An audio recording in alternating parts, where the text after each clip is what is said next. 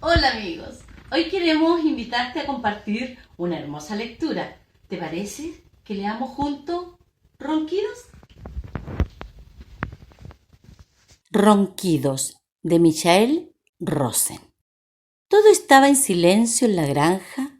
Perro estaba dormido, gato estaba dormido, vaca estaba dormida, oveja estaba dormida, cerdita estaba dormida y todos los cerditos también.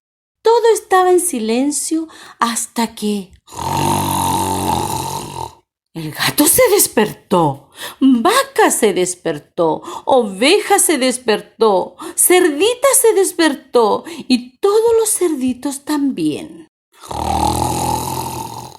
Era tan ruidoso que nadie podía dormir. Ni gato, ni vaca, ni oveja, ni cerdita, ni todos los cerditos. ¿Qué hacemos para que el perro deje de roncar?, dijo Gato.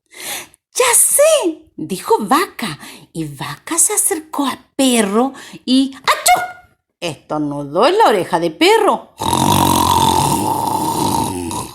Ya sé, dijo Oveja, y Oveja se acercó a Perro y ¡bú!, gritó en la oreja de Perro.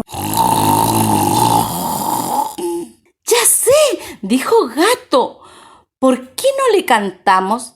Tal vez así deje de roncar y nosotros podamos dormirnos otra vez. Entonces Gato hizo miau y Vaca hizo mu. Oveja hizo me. Y Cerdita hizo ¡ay!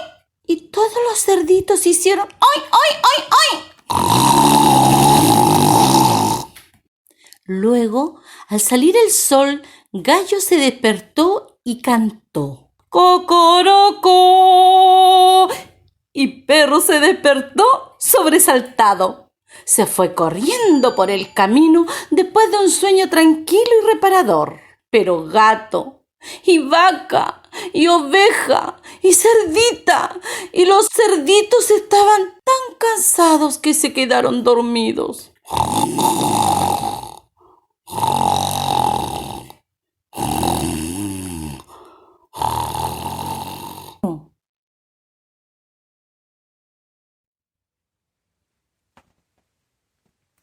Y colorín colorado, entre sueños y ronquidos, este cuento se ha acabado. ¡Nos vemos! ¡Chao!